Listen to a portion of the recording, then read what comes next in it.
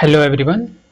तो आज हम देखने वाले हैं कक्षा 6 की एनसीईआरटी भूगोल पृथ्वी हमारा आवास, जो हमारी निःशुल्क एनसीईआरटी सीरीज चल रही है, जिसका आज हम देखने वाले हैं चैप्टर नंबर 7। चैप्टर नंबर 7 में क्या लिखा है? हमारा देश कौन सा? भारत। तो इसके अंतर्गत आज हम देखने वाले हैं पृथ्वी हमारा आवास चैप्टर नंबर 7। तो इसके पहले हम देख लेंगे कौन कौन से चैप्टर हमने कंप्लीट कर लिए। तो फर्स्ट चैप्टर क्या है? सौर मंडल में पृथ्वी, इसको कंप्लीट कर लिए। ग्लोब, अक्षांश एवं देशांतर, पृथ्वी की गतियाँ, मानचित्र, पृथ्वी के प्रमुख परिमंडल, पृथ्वी के प्रमुख स्थल रूप। ये हमारे 6 चैप्टर कंप्लीट हो गए। आज हम देखने वाले हैं चैप्टर नंबर 7। तो आज देखने वाले हैं हम चैप्टर नंबर 7। चैप्टर नंबर 7 में क्या है? पृथ्वी हमारा देश। हमारा देश कौन सा? भारत। तो यह क्या है, इसके बारे में आज हम देखने वाले हैं। भारत एक बहुत बड़े भौगोलिक विस्तार वाला देश है। मतलब कहने का क्या हुआ इसका मतलब यह है कि भारत जो हमारा देश है वह भौगोलिक विस्तार वाला बड़ा देश है। यानी भौगोलिक स्तर पर देखें तो हम बहुत बड़ा स्तर वाला देश है।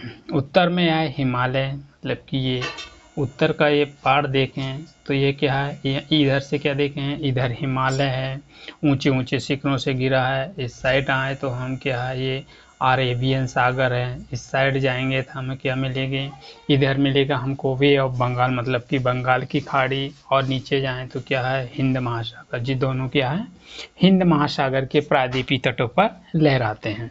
तो आप देखेंगे कि भारत का क्षेत्रफल कुल कितना है? 32.8 लाख वर्ग किलोमीटर। कितना? 32.8 लाख वर्ग किलोमीटर। और यह है उत्तर में कश्मीर से लेकर दक्षिण में कन्याकुमारी तक। मतलब कि क्या है तो आप देखोगे क्या, यानी कि उत्तर से लेके दक्षिण तक, मतलब ये उत्तर से दक्षिण तक, यहाँ कश्मीर से लेके कन्याकुमारी तक इसकी कुल कितनी लंबाई है? 3200 मीटर। कितनी? 3200। और फिर यहाँ से वेस्ट से ईस्ट, इसमें कितनी लंबाई दी गई?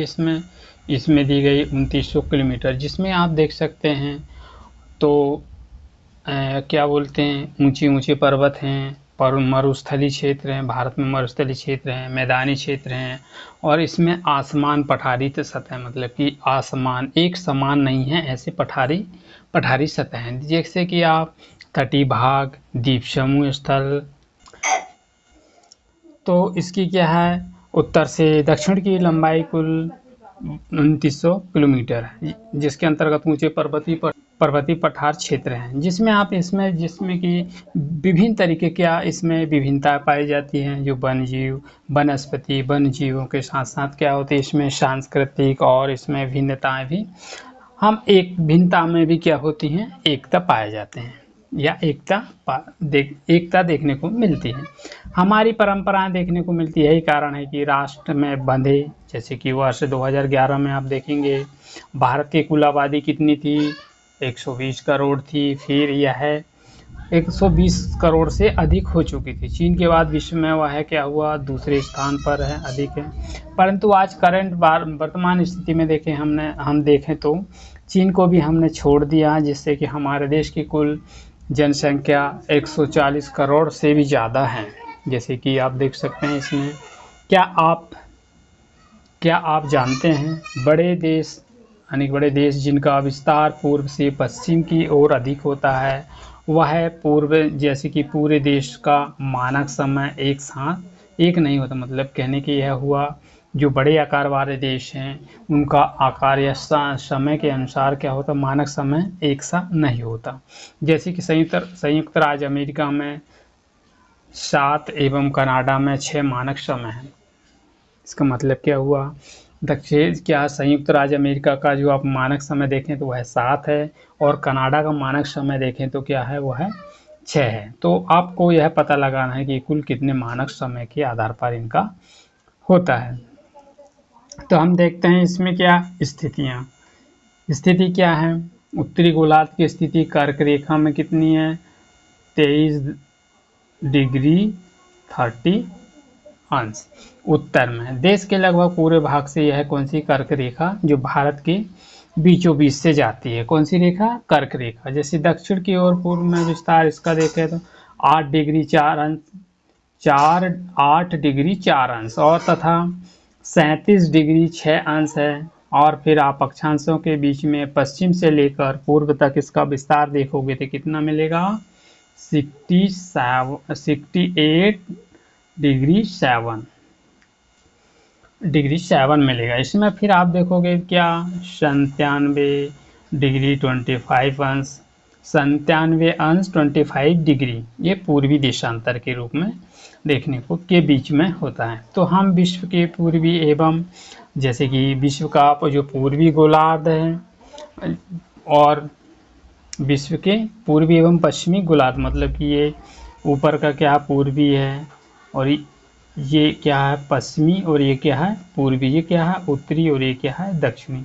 इसका पूर्व से पश्चिम का जो गोलार्ध है वो गोलार्ध के बीच में दो भागों में बटे हुए हैं। जैसे कि आप देखेंगे 29 अंश के कारण ही यह दो छोर पर स्थित होते हैं।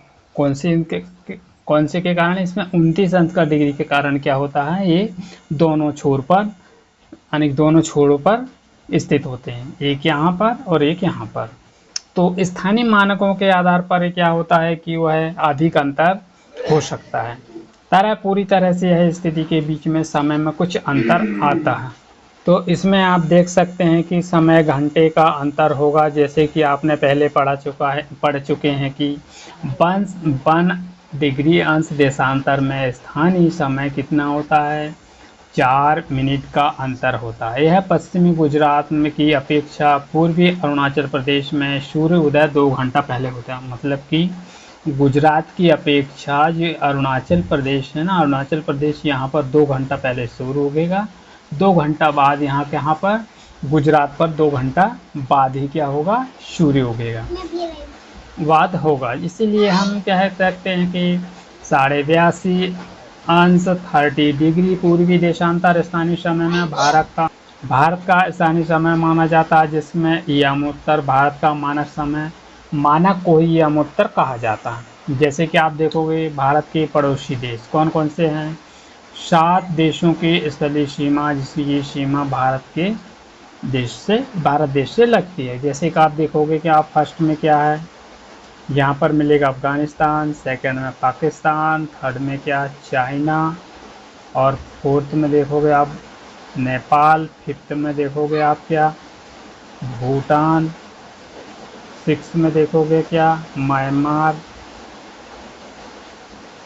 और फिर 7वां देखोगे क्या बांग्लादेश।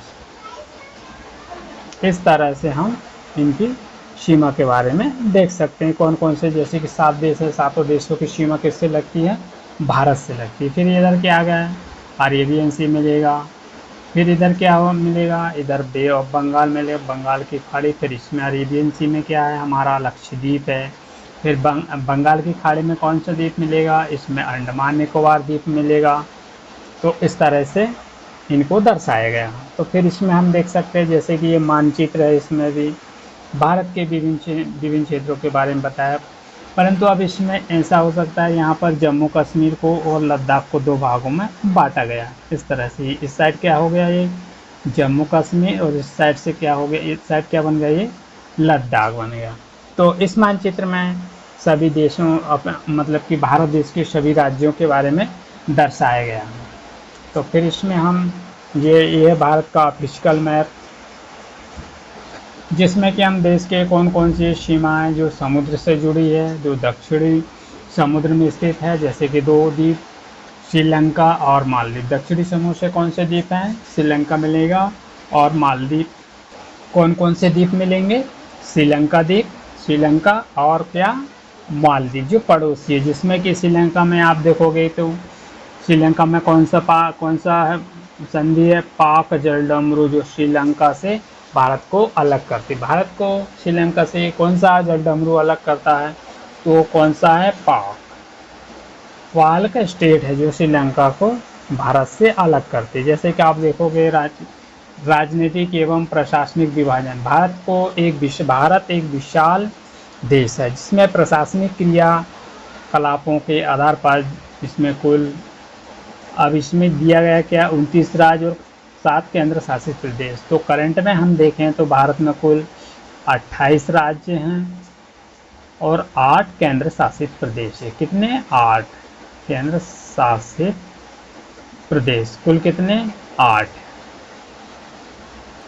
जैसे कि इसमें दिखाया गया है कि भारत के कौन कौन से नदियों के बारे में, सिंधु नदी है, झेलम नदी है, चिनाब नदी है, रावी है, सतलुज है। और ये पर्वतों के बारे में बतलाया गया है कौन कौन सी रेंज है, हिमालय रेंज, शिवालिक है, और फिर महान हिमालय, ग्रेट हिमालय, और फिर क्या ब्रह्मपुत्र नदी है, फिर विंध्याचल रेडी है, चंबल है, अरावली मिलेगी। भारतीय मरुस्थल मतलब कि ये भारत का कौन सा मरुस्थल है? थार का मरुस्थल यहाँ पर मिलेगा। और फिर दक्कन ट्रेप, गोदावरी, महानदी, और फिर क्या है ये वेस्टर्न घाट, ईस्टर्न घाट, गोदावरी, नीलगिरी हिल मिलेगा, और फिर कावेरी नदी है। इस तरह से भारत को ये पर्वतीय क्षेत्र हैं और हिमालय क्षेत्र हैं, इनके बारे में बतलाया गया। तो फिर आगे देखते हैं। फिर इसमें हम देखते हैं कि इस तरह से भारत को बांटा गया, जिसमें कि 2 जून 2014 को भारत का तेलंगाना को 29वां राज्य बनाया। कब? 2 जून 2014 को भारत में कौन सा राज्य बना? तेलंगाना राज्य। कौन सा? तेलंगाना, जो कि भाषा के आधार पर है। जो पहले क्या था? यह आंध्र प्रदेश का एक भाग था। जैसे कि दिल्ली भारत की राजधानी है। भारत का निर्माण मुख्यतः भारत भाषा के आधार पर हुआ है। जैसे कि क्षेत्रफल की दृष्टि से हम राजस्थान तथा सबसे बड़ा क्षेत्रफल की दृष्टि से सबसे बड़ा कौन सा है? राजस्थान है। और सबसे छोटा कौन सा है? गोवा है। जैसे राज्यों में जो जिलों में बांटा गया है।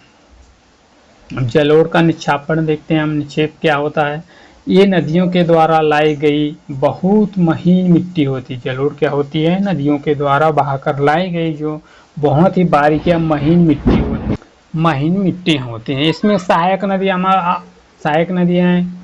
एक नदी की सरिता है जो कि मुख्य नदी से किसी तरफ आकर मिलती है। जो मुख्य नदी है उस नदी की सहायक नदी जो होती है, जैसे कि एग्जाम्पल के ले ये मुख्य नदी है। अब इधर से कोई नदी आके इसमें मिल गई तो ये क्या हो गई उसकी? ये हुई उसकी कौन सी? सहायक नदी है, आकर मिल जाती है, जिससे कि मुख्य नदी में विसर्जित करती है, आकर मिल जाती है। फिर वो जाकर क्या यहाँ आकर क्या करती है? इसके द्वारा लाई गई मिट्टी और इसके द्वारा भी लाई गई मिट्टी को एकत्रित कर देती है। एकत्रित करने के कारण यह जम जाती है, जिसके कारण यह किसका निर्माण करती हैं? ये जलोढ़ का निर्माण करती है। ये बहुत ही अधिक उपजाऊ मिट्टी होती हैं। फिर आप इसमें देखेंगे भारत में अनेक भौतिक विभाजन, किस तरह से भौतिक विभाजन हुआ। तो भारत में पाई जाने वाली भौतिक आकृतियाँ विभिन्न प्रकार की हैं। जैसे कि आप देखोगे पर्वत है, पठार है, मैदान है, तट है, द्वीप समूह। ये उत्तर से बर्फ से ढका है, मतलब उत्तरी भारत जो है क्या है? वह है पूरा बर्फ से ढका है। मतलब कि उसमें क्या है? हिमालय क्षेत्र की तरह संतर छतरी, मतलब कि छतरी का आकार से वह कार्य करती है। जैसे कि हिमधन आलय क्या हो गया? हिमालय का मतलब क्या है? हिमधन आलय मतलब हिमालय, जिसका मतलब होता है बर्फ का घर, मतलब कि बर्फ से बना हुआ घर, कि बर्फ का बना हुआ घर। हिमालय 3 प्रमुख समांतर श्रेणी है। हिमालय को 3 प्रमुख समांतर श्रेणी में बांटा गया। फर्स्ट है बृहद हिमालय, जिसे हिमाद्री कहते हैं। यह विश्व की सबसे ऊंची चोटी है। हिमाद्री कहते हैं यह क्या है? विश्व की सबसे ऊंची चोटी। सेकंड क्या है? मध्य हिमालय। मध्य हिमालय हिमाचल प्रदेश है। मध्य हिमालय जिसे हम क्या? हिमाचल प्रदेश के हिमाद्री में दक्षिण में स्थित। हिमाचल प्रदेश के हिमाद्री क्या है? वह दक्षिण में है। यह बहुत बड़ी पहाड़ी है, पहाड़ी पर स्थित है। 5 पहाड़ियाँ हैं जिसमें स्थानों के नाम से पता लगाया जा सकता है। फिर सबसे लास्ट में कौन सा है? शिवालिक है। शिवालय है दक्षिण में स्थित श्रृंखला। शिवालिक क्या है? यह दक्षिण में स्थित कौन सी? यह श्रृंखला है। हिमालय के आकार में भारत का उत्तरी मैदान स्थित है। हिमालय के आकार में आप देखोगे तो भारत का कौन सा उत्तरी मैदान स्थित है। यह मैदान समतल सपाट है, जैसे कि मैदान सिंधु नदी, गंगा नदी, ब्रह्मपुत्र नदी, इनकी सहायक नदियाँ भी जो है बहुत मात्रा में क्या लागत निक्षेपण या जलोढ़ लेकर आती है। जलोढ़ लेकर आती है, जो कि बहुत ही अधिक क्या होता है, ये बहुत ही अधिक क्या उपजाऊ होती है। जैसे कि इसमें बतलाया गया कि आप जानते हैं गंगा ब्रह्मपुत्र नदियाँ जिसमें विश्व की सबसे बहुत बड़ा डेल्टा बनाती है, यह सुंदरवन जिसे हम क्या सुंदरवन क्या बोलते हैं, डेल्टा के नाम से जाना जाता है। यह त्रिभुजाकार का डेल्टा है। यह भाग नदियों के मुहाने पर बनता है। नदियों में सदैव इसमें प्रवेश करती है, जिसमें से का मुहाना कहा जाता है। और फिर इसमें आप देखेंगे कि कृषि के लिए बहुत अधिक उपजाऊ होती है। डेल्टाई क्षेत्र की जो मिट्टियाँ होती हैं वो बहुत अधिक उपजाऊ होती है। यह भारत के पश्चिमी भारतीय महामरुस्थल में स्थित है। इस पर शुष्क गर्म रेतीली वनस्पति की कुछ मात्रा इसमें बहुत कम होती है।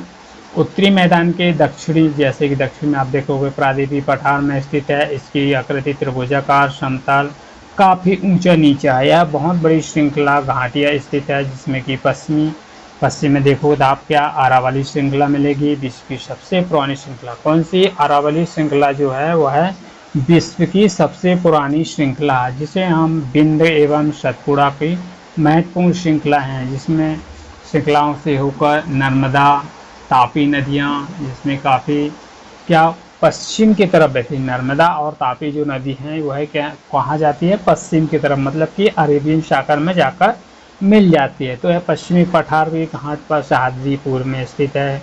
पश्चिमी घाट का विस्तार एक समान है। इस प्रकार के जांच आप देखेंगे कि पूर्वी घाट वह टूटा फूटा हुआ, मतलब कि पूर्वी घाट जो ईस्टर्न घाट देखोगे आप तो यह समतल नहीं है। इसको मैं बतलाता हूँ आपको। जैसे कि ये क्या हुआ हमारा भारत का ये पूर्वी भाग ये क्या है कटा फटा, जबकि वेस्टर्न घाट देखो तो आप सपाट, मतलब कि इसमें कोई कटी फटी जगह नहीं है। इस तरह से यह क्या होता है, पूर्वी घाट में इस तरह की समानता पाई जाती है। जबकि इसके विपरीत किसमें, पश्चिमी घाट एकदम समतल है, या यानी कि घाट सह्याद्री के नाम से पश्चिमी घाट सह्याद्री के नाम से जानते हैं। जैसे कि जो कि पूर्वी घाट और पश्चिमी घाट, इसमें दोनों क्या मौजूद है। यहाँ क्या है, यहाँ नीलगिरी हिल्स मिलेगा, एक समान है। जैसे पूर्व टूटा फूटा हुआ होता है, जिसमें कि आप देखोगे पठारों में खनिज है, जैसे कि इन पठारों में क्या मिलता है, खनिज है, जैसे कोयला है, लोहा अयस्क, ये प्रचुर मात्रा में मिलते हैं। पश्चिमी घाट के पश्चिम में पूर्वी घाट के पूर्व में तटीय मैदान, जैसे तटीय मैदान काफ़ी सक्रिय होते हैं। और कुछ करके सीखें, इसमें लड़कियां का नाम दिया गया है, नदियों के नाम में होता है, जैसे कि यमुना, मंदाकिनी तथा कावेरी। आप इसमें अपने आसपास की लड़कियां को जानते हैं जिसका नाम इस नदी के नाम से ही नाम पर रखा गया, जैसे कि माता पिता द्वारा दूसरों की सहायता से इस प्रकार के नामों की सूची को सम्मिलित या दर्शाया जाता है। दोस्तों फिर इसमें देखोगे आपके बच्चों, क्या आप जानते हैं प्रवाल, प्रवाल क्या है, ये छोटे छोटे के आकार के होते हैं, जिसमें कि क्या होता है, ये तालाब में रहते हैं। जैसे कि जंतु पॉलिप कहा जाता है, क्या कहा जाता है, जिसे पॉलिप कहा जाता है। यह जीवित पॉलिप है या उनका कंकाल बच जाते हैं, जिसमें पॉलिप या वृद्धि के ठोस के ऊपर होती है, जिसमें कि बढ़ते चढ़ते काफ़ी ऊंचे हो जाते हैं और फिर इस प्रकार से वह निर्मित या दर्शाते रहते हैं। प्रवाल द्वीप यह अपेक्षाकृत है चौड़े और इसका प्रकार की महानदी गोदावरी नदी, कृष्णा तथा कावेरी बंगाल की खाड़ी में जाकर क्या होती है, मिलती है। कौन सी महानदी, गोदावरी है, कृष्णा और कावेरी नदी। इन नदियों के मुहाने पर क्या बहुत ही उपजाऊ, मतलब कि ये कावेरी नदी हुई, महानदी हुई और कौन सी नदी हुई, कृष्णा नदी या गोदावरी। ये इनके मुहाने जो होता है, यहाँ पर आप जब देखोगे तो जो सेडिमेंट मतलब मिट्टी कंकड़ पत्थर ले जाकर वहाँ एकत्रित करती है, तो इस जगह पर जो जमी हुई मिट्टी होती है वह क्या होती है, और बहुत ही अधिक उपजाऊ होती है। जैसे कि आप बंगाल की खाड़ी में गंगा एवं ब्रह्मपुत्र की नदी के किनारे में जब मिलती हैं तो वहाँ पर जो डेल्टा निर्माण होता है, इस तरह को क्या कहा जाता है, इस तरह की भूमि को क्या कहा जाता है, डेल्टा कहा जाता है। आप सुनामी के बारे में, एक सवेरे बड़े मनुष्य अध जले क्या का काली छाया है, सुनामी दानविनी के ने नाम प्रचल्य कहा ढाया। और मतलब कि जो सुनामी जो है प्रचल के रूप में हुआ है क्या है, कह ढाई, मतलब कि बहुत अहत्कार कही। और फिर समुद्र में उठा आलोडन, मीलों दूर फैला साया, प्रकृति के विनाश ने मानव को अपना ग्राम बनाया।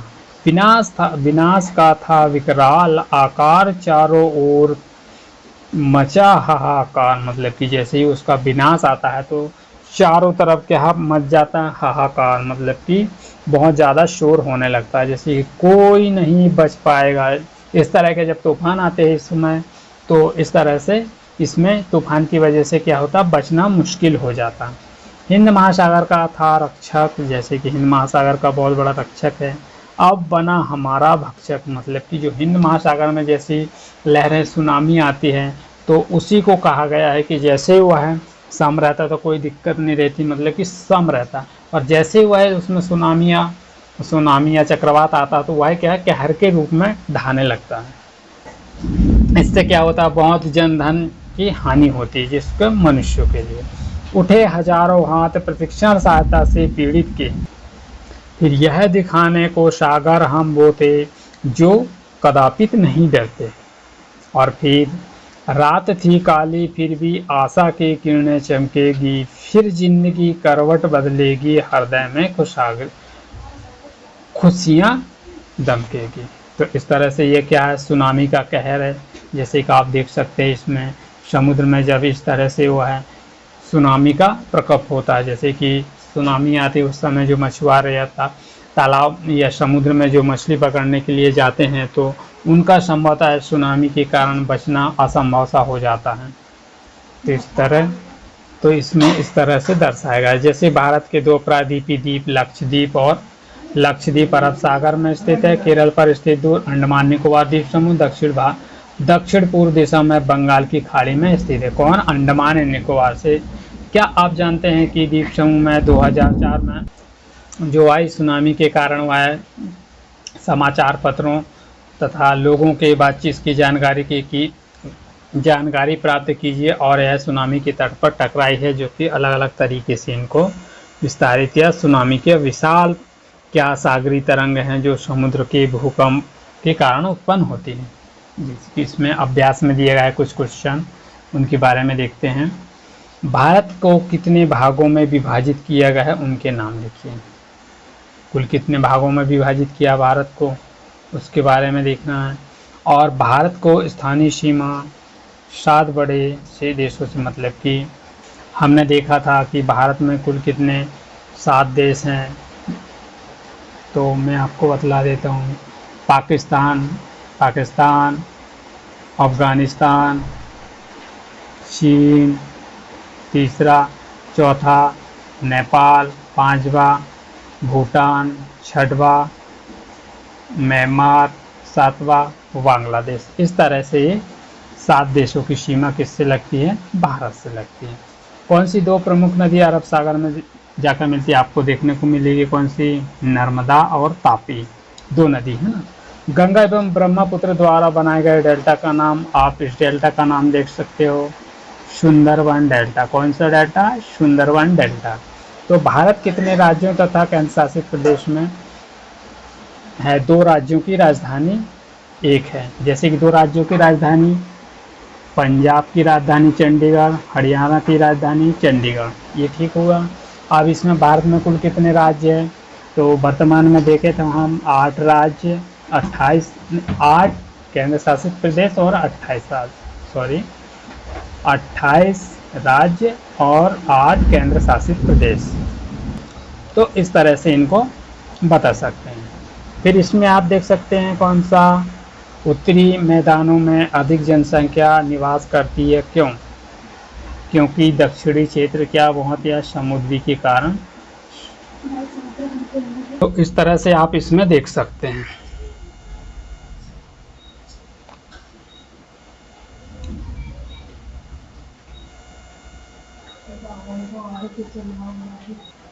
तो इन क्वेश्चन के आधार पर आप इनमें देखेंगे कि शिवालिक है, हिमाद्री है,